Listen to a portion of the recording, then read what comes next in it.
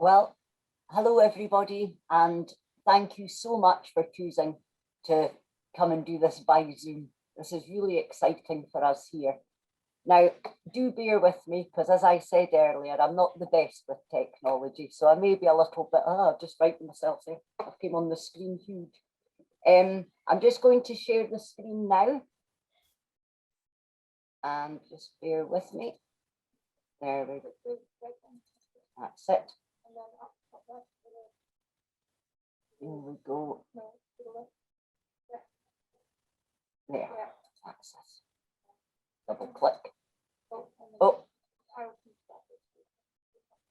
Oh. Right. Hello, everyone.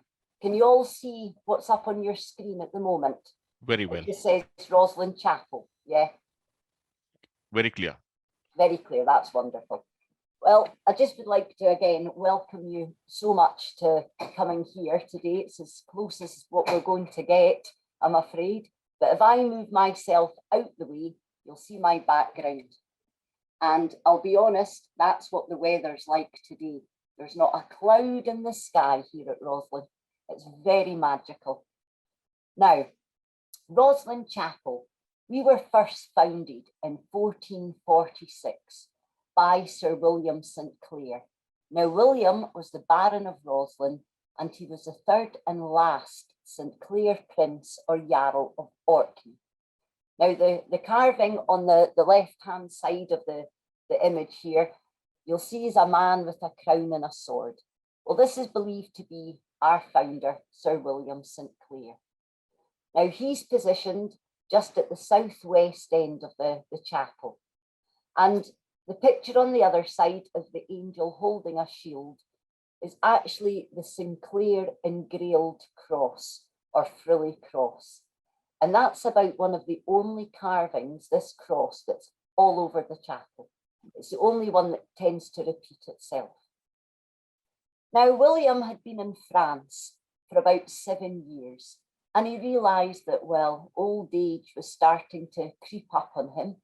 So it was time to come back to Scotland and to create something for God's service and a most curious work. Well, this most curious work was Rosslyn Chapel. But what we have today is said to be just a small part of William's intention, because he was planning to build almost like a cruciform shaped building. Now, the image on the left-hand side is just an artist's impression of what they thought the chapel would have looked like if it had been completed. Now, sadly, as any of you would know by looking at the pictures, we don't have almost like the leg of the cross.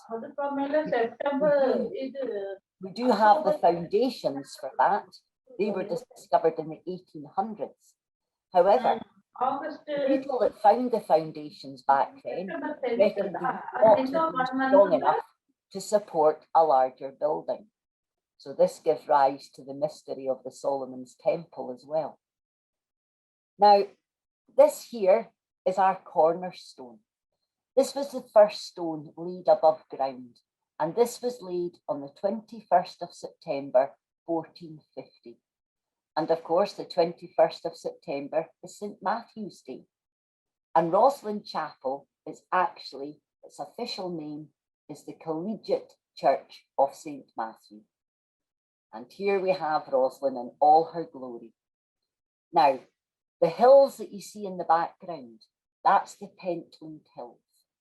And once upon a time, they all were owned by the St. Clairs. The Pentlands were given to William St. Clair as a thank you from King Robert the Bruce. So the St. Clairs owned land as far as your eye could see. Now, the image that you're looking at is the south side of the chapel and the east end of the chapel. And as you can see, the Gothic architecture, you can see that with its flying buttresses, its pinnacles, its buttresses itself, and its high barrel vaulted roof, which itself is just stunning and an absolute miracle that it's still here. Now, this is the north side of the chapel. So, gentlemen, if you were entering the church, you would come in through this north door. This is known as the bachelor door or the devil door. I'm not saying anything. And this is the south side of the chapel. So this is the side that the ladies would have entered from, because when you go in the door, there's a holy water font against the wall. And of course, they would have had to have blessed themselves before they went in. And this is as in the snow. She just takes on a different feel every season. Now, as you can see, we don't have the cathedral style building because quite simply in 1484, Sir William Sinclair dies. Now his son Oliver Sinclair was the lucky one to get Rosslyn, but Oliver only builds for 2 more years. He was said to have just made us fit for purpose. So he just blocked up the whole of this West End. As you can see here, no baptistry at this point. So this was all open to the elements. And all that ornamentation that you can see down the bottom end, that would all have been intended for the inside of a building. Now, just at the top where you'd imagine a window should be, you can see at either side 2 sort of corbels. Well, on the left-hand side is said to be the crucifixion. And on the right-hand side is said to be an image of Elijah going up to heaven in his fiery chariot. They're really, really badly damaged, but you can just make them out. Now here we have, this is us at the south side again. And you can just see, just at the far end of your picture, the roof of the crypt, which is not underground at all. Now here we go. Here is our amazing barrel vaulted roof. Now it's been split into 5 sections, and each section is used for teaching. At the West End, you'll see stars. Now, there's a couple of explanations that we know of. One, it could be to represent the night sky. As the sun sets in the west, just at that range of hills, the Pentland Hills. But it could also be a way to teach us about Genesis, the book of creation. Because on the south side, the stars are not really in a particular order. You think they would go in a spiral, but they don't. There's the odd one that just throws it out. And in amongst those stars, you'll find angels. But one of the angels is like this. So could this be God in the act of creation?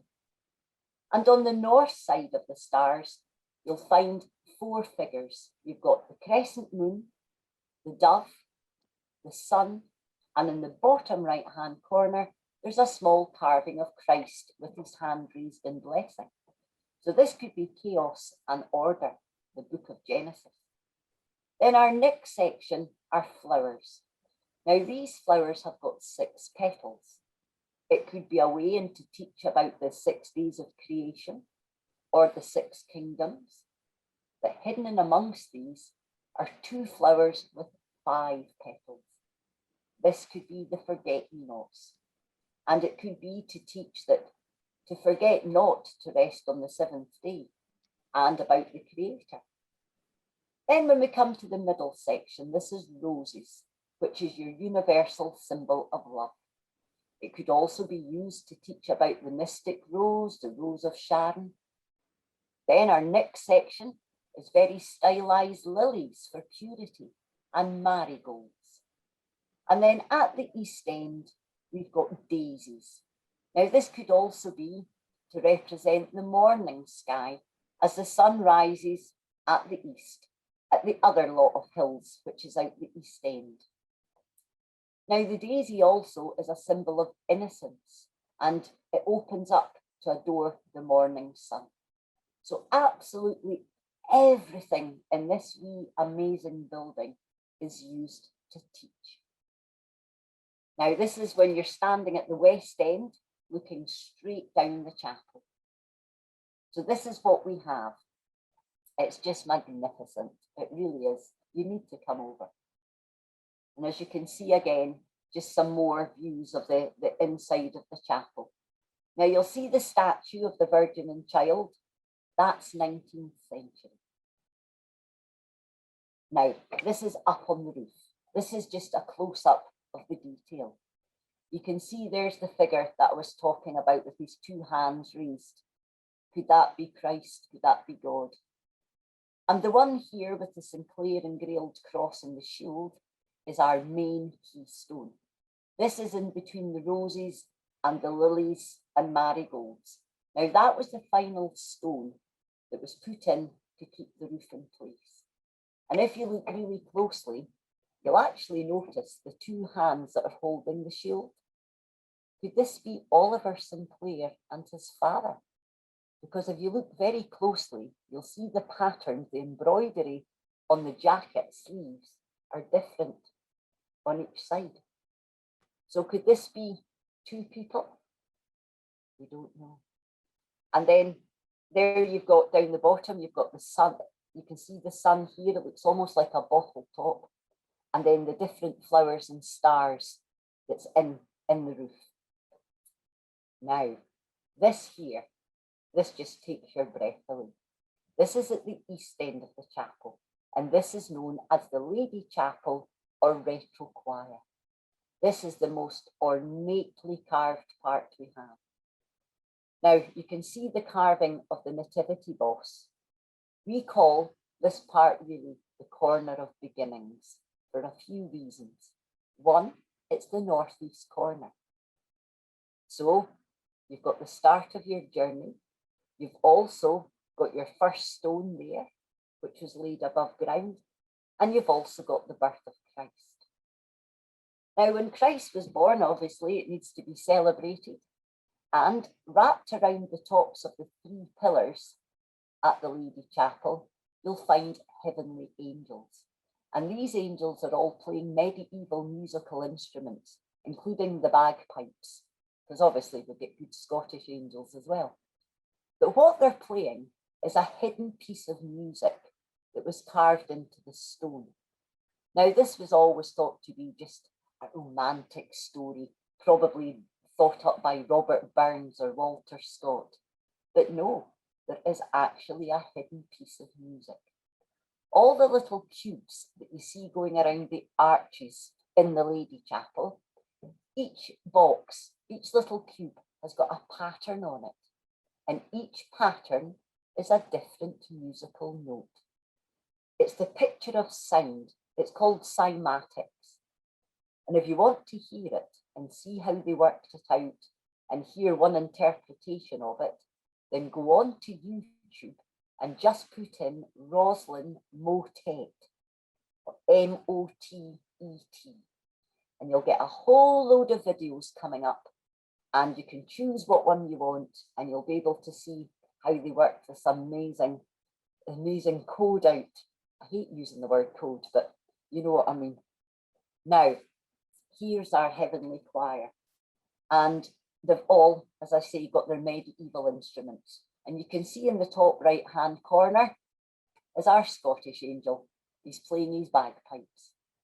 But what makes him special at Rosslyn is we were not founded until 1446, and bagpipes did not come into Scotland until the mid-1440s. So this is actually one of the earliest representations of this newfangled instrument to arrive in Scotland.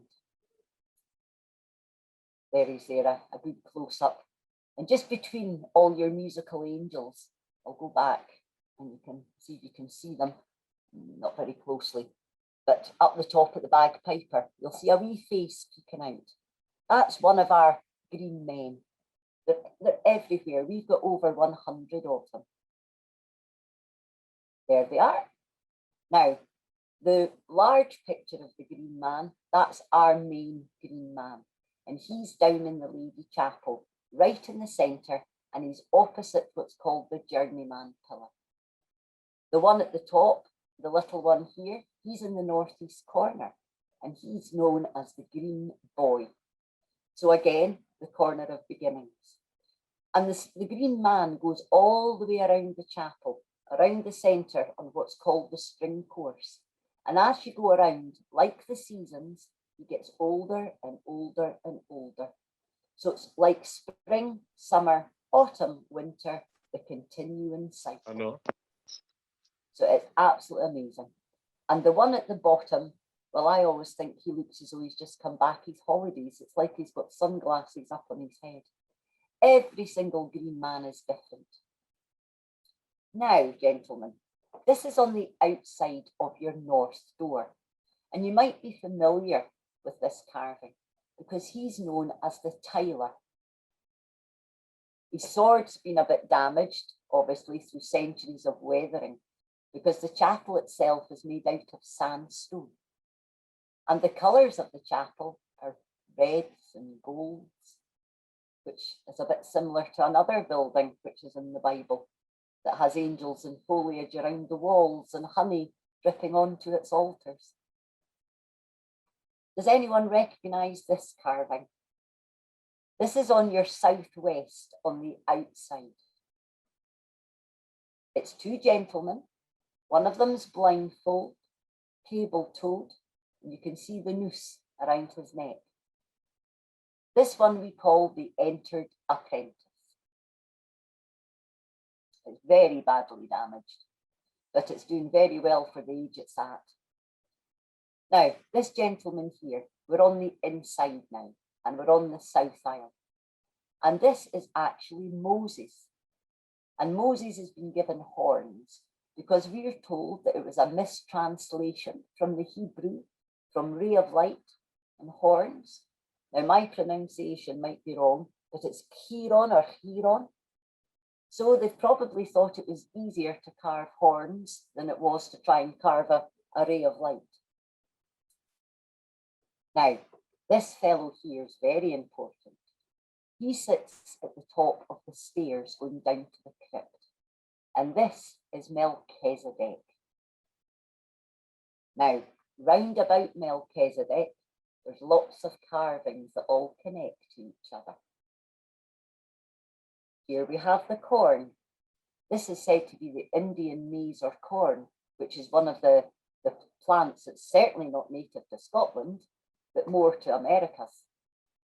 But we have it here in Rosslyn because it was said that the founder's grandfather, Henry, set sail in 1398 with a fleet of ships, settled with the Micmac Indians in Massachusetts for about a year. And of course, when they come back, they'll be telling stories, and with Rosslyn Chapel being their family chapel, they'd want to commemorate the achievements of their ancestors. Now, this has been placed on the south window. And if you Google Scotland to America, what direction? It's south. So the position is very important, but it's also above Melchizedek. And Melchizedek was your spiritual priesthood. And he did the Eucharist, the bread and the wine, before Christ. So could this cup be a nod to the wine? And could this corn also be a nod to the bread? I'll let you decide. Now, just next to that, on top of the apprentice pillar, this is the story of Isaac. And of course, Melchizedek gives Abraham Adam's robes. And Isaac was Abraham's son. And there's your ram, or your, I keep pointing at my picture as if you can see me, the ram with the horns tangled in the thorn bush. These carvings are not just put anywhere just to fill up a space. As you know, they'll all be in certain positions for certain reasons. Now, you had Melchizedek here, the apprentice pillars here. In the middle, you've got the stairs going down to the crypt, or the lower chapel, or sacristy. Now, we don't know much about here at all. We do know it's older than upstairs, but no one can give it a proper date. Some think it could be up to 200 years older than the chapel itself. It's got a different feel down there, but it could just be because your brain's telling you you're going downstairs, but you're not underground at all, as you can tell by the window at the far end. Now, on the ceiling, you can see the carvings.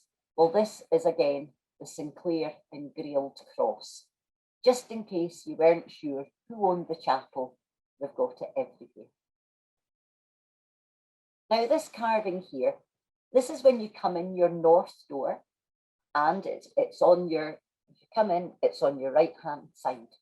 And this, as some say, is a crucifixion.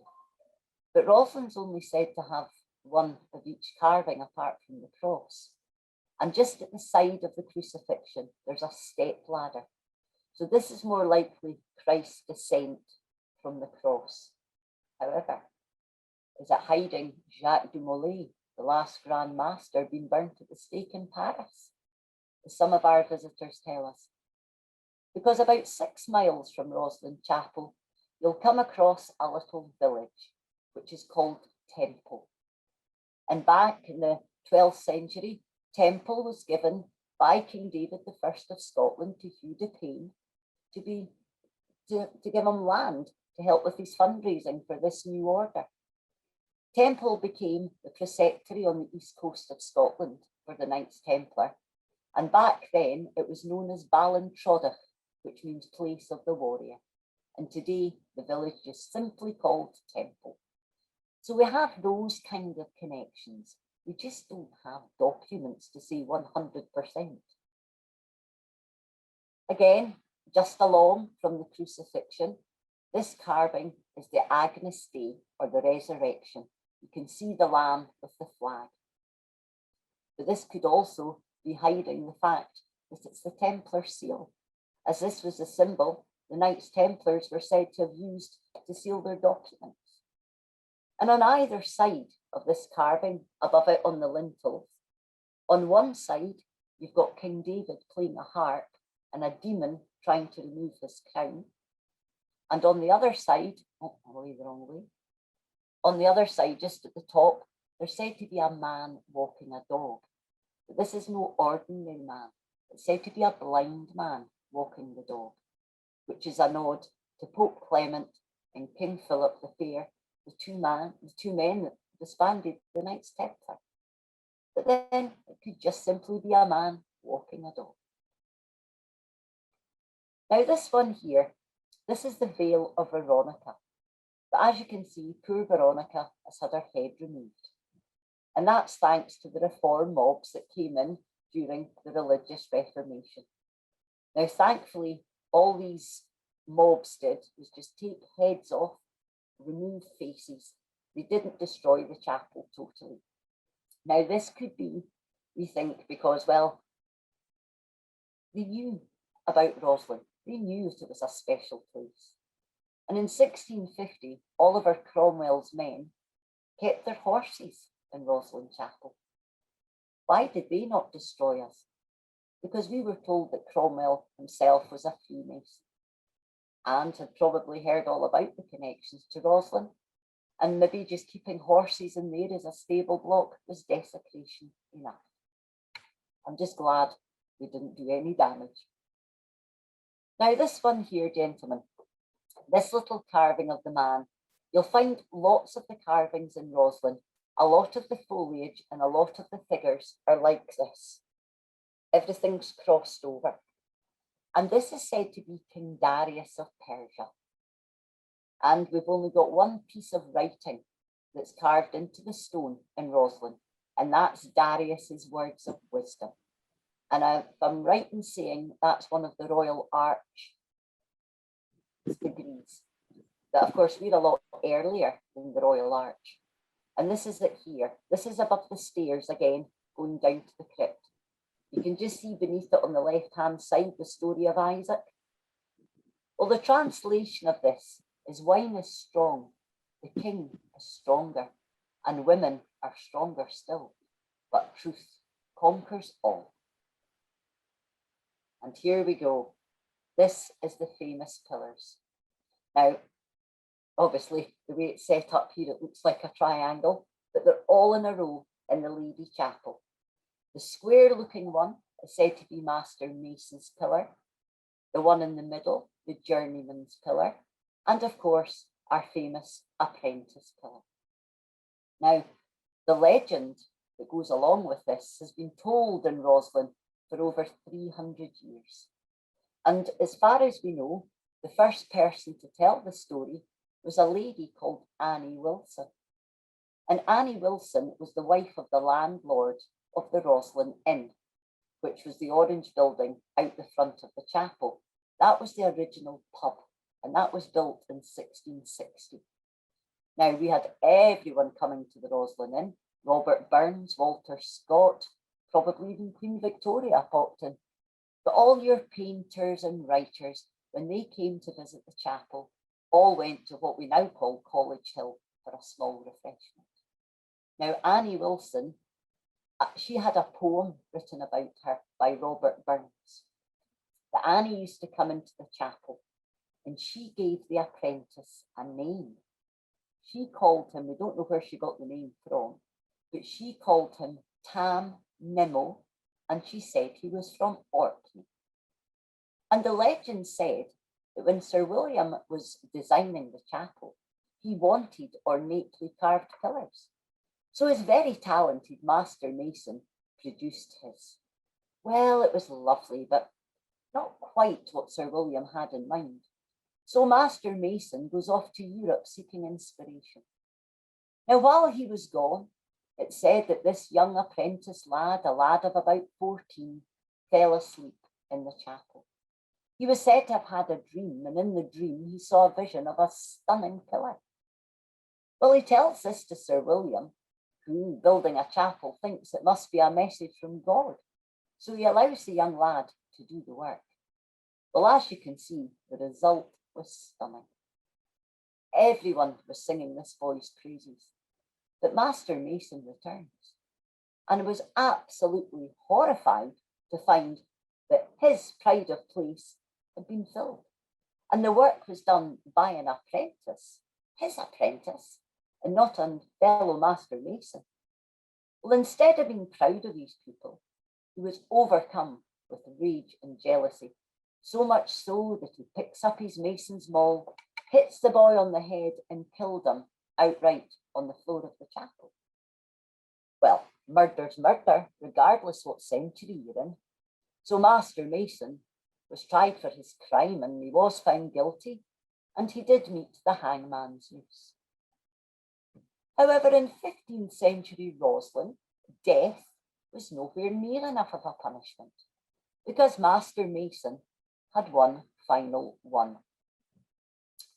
These were carved in the chapel in memory of this story.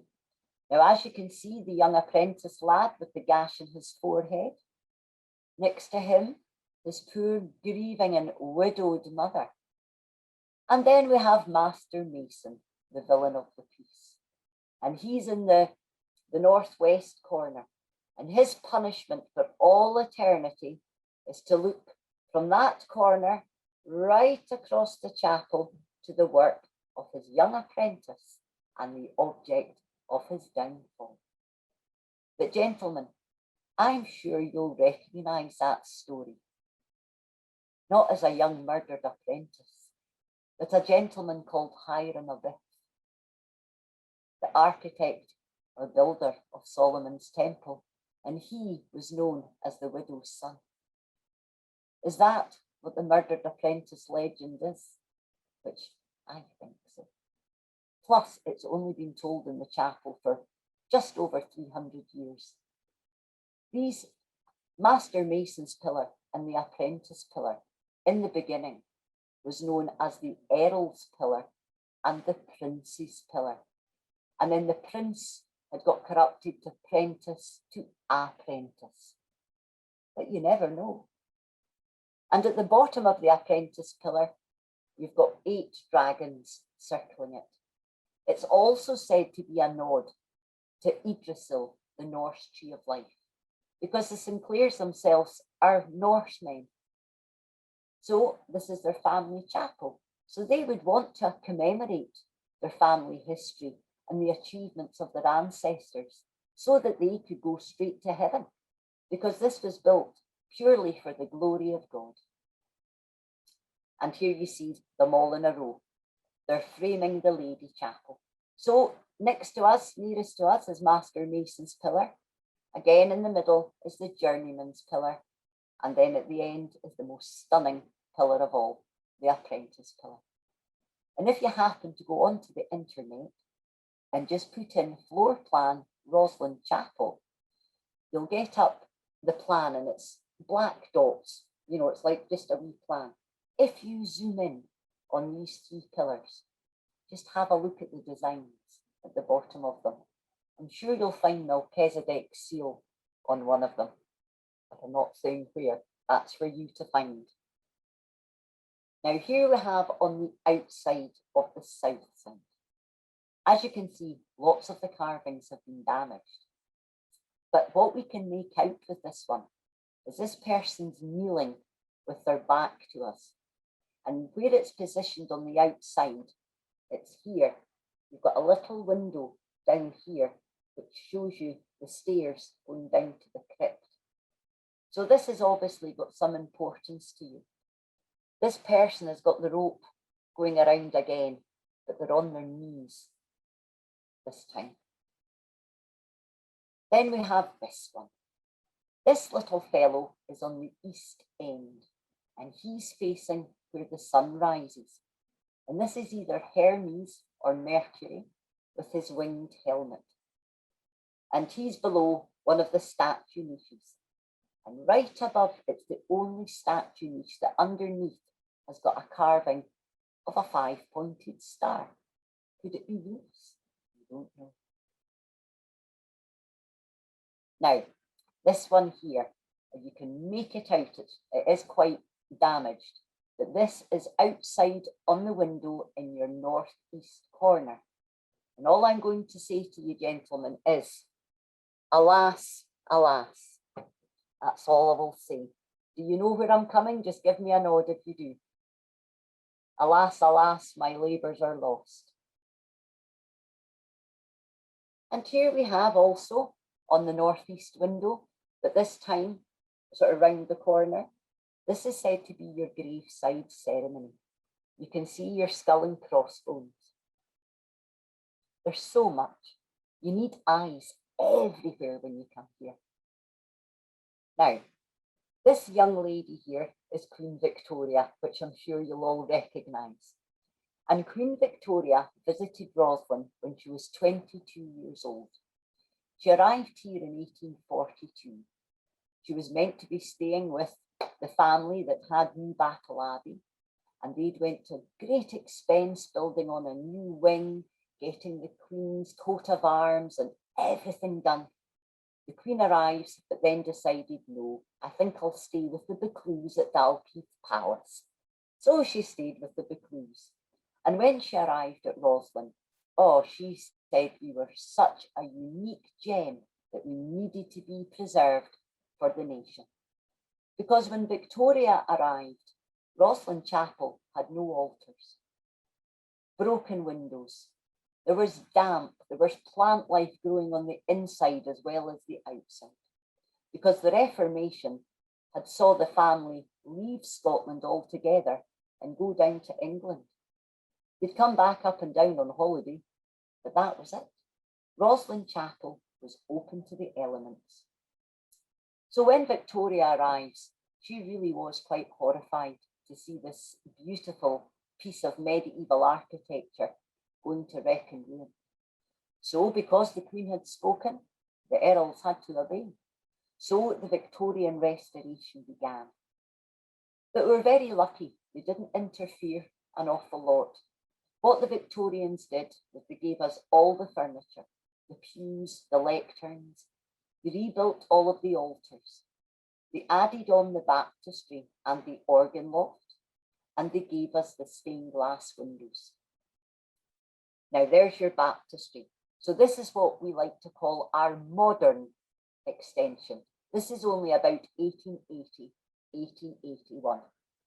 Now, at either side of the baptistry, on the main building, you'll see, hopefully, against the backdrop, against the walls, two thin half pillars going all the way up. Can you see them? If you can, that's your two pillars. I'll just give them the initials B and J. And all the statues that are outside of the baptistry, they're all 19th century. You've got Matthew, Mark, Luke, John, St. Agnes and St. Anna. That's your statues on the outside.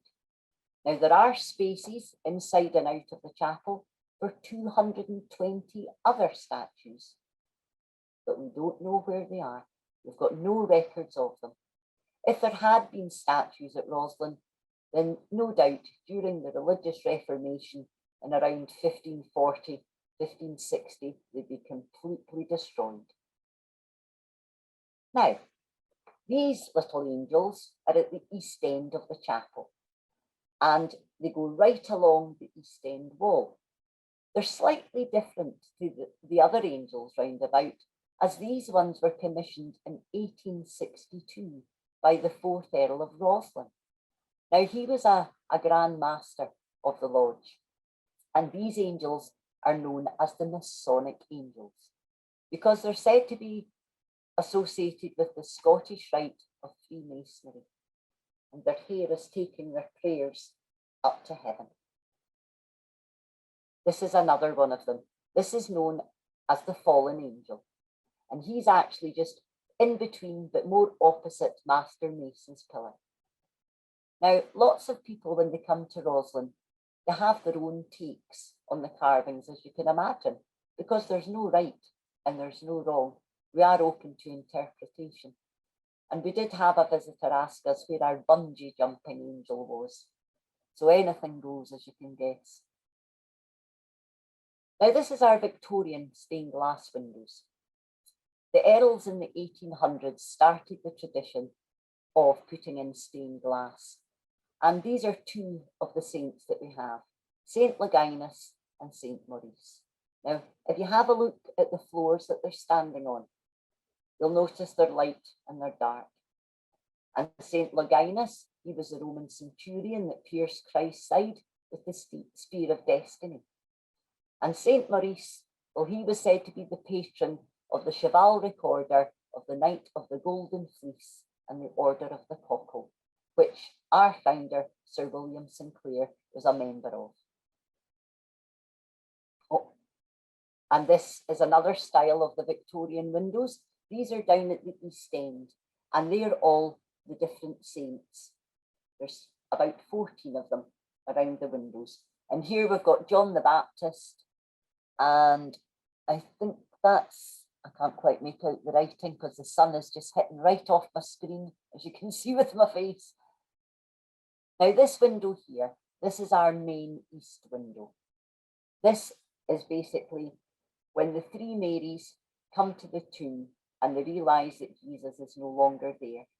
And the angels are holding a banner which says, "Not here, but is risen." And when you turn and you look at the west window opposite, you've got Christ sitting on the throne with the two angels at either side with the Alpha and the Omega. But this window has changed pattern, it's changed design with the Victorians. Now it's the square, the circle and the cross. Before it was just very much the frilly cross, just a big cross. Now this was 1860s, I'm sure. Now this is a petition. No, it's 1700, sorry. This is a petition, a Masonic petition. And I'm sure I've got a little bit about it. But this was actually the Earl of the day, who was known as the last real Rosslyn, died in about 1774, 76. And he was ready to give up his hereditary mastership, but they didn't want him to. So all these lodges all over had signed a petition for him to remain. And this here is a petition. It's fascinating. It was just left lying in Rosslyn Castle. It was open for visitors just to touch. So it got taken away and it got all restored, and it's all protected now behind glass, thankfully. And this here, this is the grave of the fourth Earl, the one who commissioned all those angels along the East End wall. And this Earl also was a great poet and a writer of sonnets. And one of his sonnets is actually written on his gravestone. And here we have St. Francis. This is a very modern window. This takes us up to the 1950s. And St. Francis as you can see, has got a wee kangaroo at the bottom. Now, what on earth has a kangaroo got to do with Scotland? Well, not a lot, apart from this window was installed in honour of the Earl's grandmother. She herself was Australian. She was known as Margaret Sheila McKellar, but went by the name of Sheila for obvious reasons. And this window was put in to commemorate her. Now here we go. This is Rosslyn Chapel before the days of Dan Brown and his Da Vinci Code. This was a big 50-ton umbrella, basically a big steel canopy that was covered the whole of the building. When about 1994, Lord Peter St. Clair, today's Earl of Rosslyn, was told, if you don't do something with this chapel, you're going to have to close the doors. It was crumbling. We were in a terrible state. But it was still a private church, you know, still owned by the family. You were lucky if you were getting about 20,000 visitors a year. Well, that's nowhere near enough footfall to give you grants and funding. So the Sinclair family set up what we call the Rosslyn Chapel Trust. So now we're very much a private charity, and it's a non-for-profit organisation. And all the ticket money, all the shop sales and donations that we get coming into the trust is what we have to keep this amazing building standing. So when the charity was formed, it meant that we could apply for grants and funding. So we were lucky enough to get this from the Heritage and the Lottery. So enough was raised to erect this canopy, and this was up for 14 years. And eventually the building slowly started to dry. Now, the good thing about this, as you could see, there was a wee stairway that you could go up and you could walk around the outside, and there's as many carvings up there on the roof as what there is down inside the church. And the view that you got from up there was spectacular. You could see right down to the border hills. You could see Arthur Seat in Edinburgh. You could see Fife Coast. It was phenomenal. So when the canopy goes up, it also allows for our stonemason team, our restoration team, to fix the roof, because we did have a lot of leaks. Because back then, they were just seemed to be putting anything on it to stop it from leaking. In the very beginning, in the start, it would have been given a cover of tallow or animal fat, and that would have made it waterproof. But of course, when the family leaves in the 16th century, the chapel's just left its own devices. So by the time you get to the Victorian times, those earls decide to put like an asphalt on it and all different sort of things, which wasn't very good at all. So our wonderful team stripped it all back to its original sandstone. Now, there'd been legends of bees here at Rosslyn, and everyone thought, oh, it's Walter Scott again, it's Robert Burns and the romantic tales. But when they were checking the safety of the pinnacles, here and here, they discovered the pinnacle on the northeast, sure as eggs, was a beehive. Now, the flower that you see on it is the entry and the exit to the hive. And they discovered the fossilized honeycomb inside it. Absolutely blew us away. And that was dated to the construction of the chapel. That's about early 16th century. Now, the little fellow that you see there at the side, he was also discovered in the chapel. And there was another one found on the terrace just before you get into the visitor centre. So some people believe that it could have been an earlier burial site. But this wee man here, he was found just about that below the ground when they were doing the heating. So he could very well have been a workman that died on the job. But his skeleton was sent to the archaeological department. It was dated mid-15th century, which is the construction of the chapel. It was male. He was said to be very strong upper body. So he could either have been a knight, but more than likely a stonemason.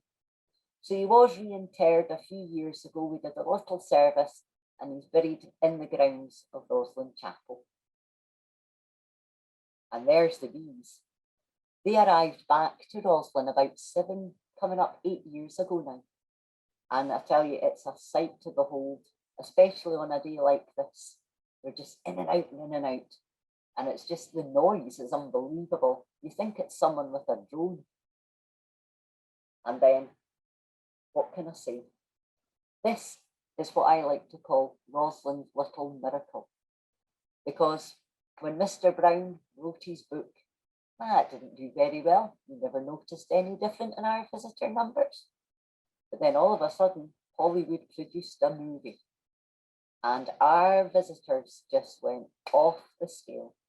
We went from about 20,000 a year. Before we closed the first time at the pandemic, we were on about 190,000 visitors a year. Do you know, it's amazing what a wee book and a movie can do. Even though a lot of people think this is a true story, he has got some facts correct. But as you know, he's woven his little tale through the rest of it. But that saved our lives. That's allowed us to really get on with the conservation programme much, much quicker than what we would have done if we had to fundraise. So this has really been a wee blessing in disguise. So it means we get to share this amazing little building with more people. And because of the Da Vinci Code and the increase in visitor numbers, obviously we had somewhere to put them somewhere. So we got our visitor centre built. This is actually about 10, 11 years old. And it's built in the style of what's said to be like a Norse longhouse, which again would be a nod to the family's Norse heritage.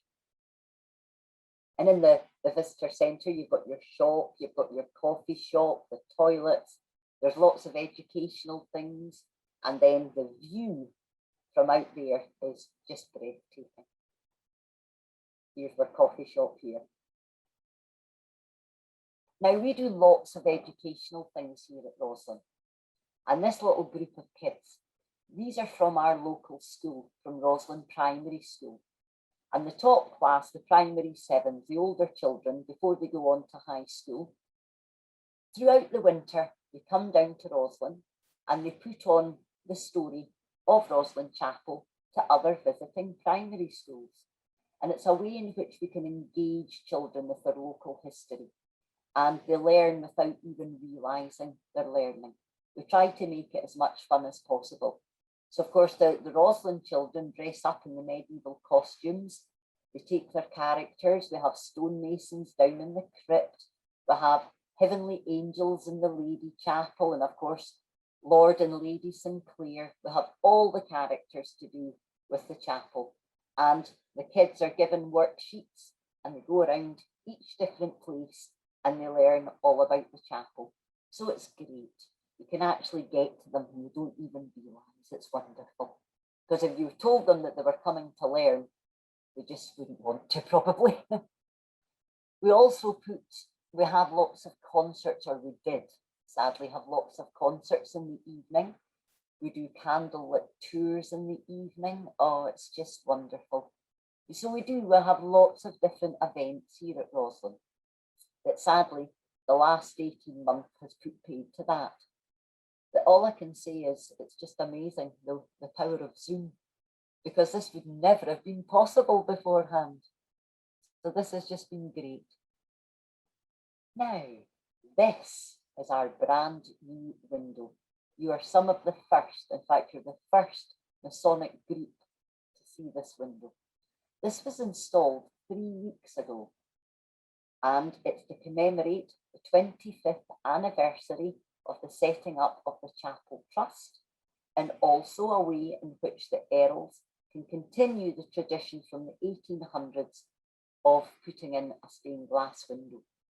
Now, as you can see, it's got the crescent moon, there's stars, and that's not a saltire at the top, by the way. That was pure accident, but it was a very good accident. But this was designed by a 92-year-old gentleman called Joe Tilson. And Mr. Tilson was very big in the 60s in the pop art scene. And the Earl and the Countess of Rosslyn are great fans of his. So they were over the moon when they asked him, would he design the window? And he agreed. Now he was given free rein to design it, and our window gentlemen, well, they were just given a small watercolour of the design, and that's all. No title, no notes, nothing. So what the artist wants to happen is for the window to talk to the visitor, just like the chapel does. And it's just, everyone has just been in awe of it, because of course it's on the south side, which is the sunny side. And when the sun has been hitting that window over the past couple of days, the chapel has just taken on the most beautiful violety purple glow. Oh, it's just magnificent. And this little furry fellow is William, and William's Roslyn's cat. William actually belongs to a family in the village, and he moved down here about 17 years ago, and he's never been home since. His family come down to visit him, but we like to think of him as the guardian, especially because his name was William before he even came to Rosslyn, so he knew he should be here. But gentlemen, if there's any questions or any pictures you want me to go back to, or things that I've not covered that you hoped I would, please just let me know, and I'll answer as many questions as I can.